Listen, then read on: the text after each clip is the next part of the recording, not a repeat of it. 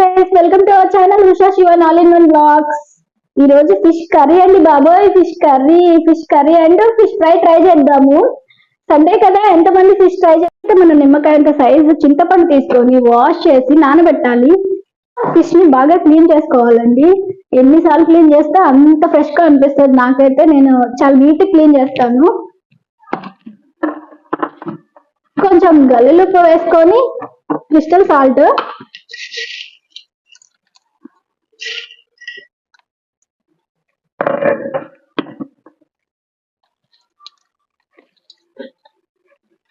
మంచిగా వాష్ చేయాలండి.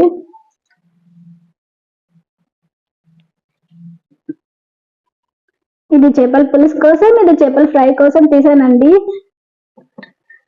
ఫిష్ పులుసులో కొంచెం ఆయిల్ ఎక్కువే పడుతుందండి.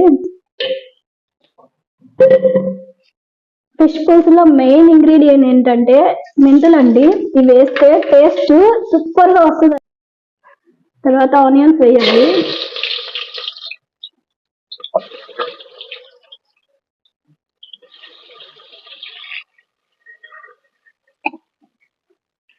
పచ్చిమిర్చి వేస్తున్నాను.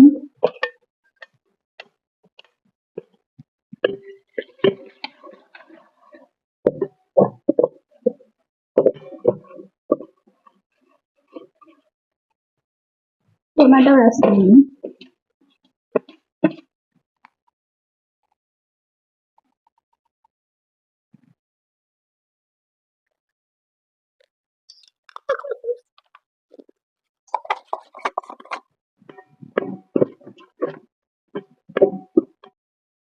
కారం వేస్తున్నానండి. కొంచెం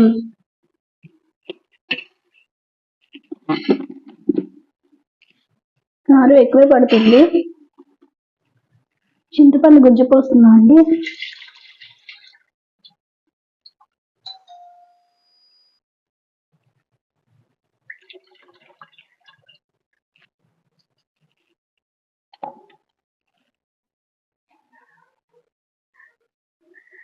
తలకాయ అండి, ఫిష్ తలకాయ. అసలు నార్మల్ గా నిజంగా చెప్తున్నా, ఫిష్ తలకాయ అంటే నాకు అస్సలు ఇష్టం ఉండేది కాదు. అసలు ఇది తింటారా అన్న ఐడియా కూడా ఉండేది కాదు మ్యారేజ్ అవ్వక ముందు. బట్ దీని టేస్ట్ చూసాక నిజంగా లిటరల్లీ సూపర్ అంటే ఎంత టేస్టీగా ఉండదు.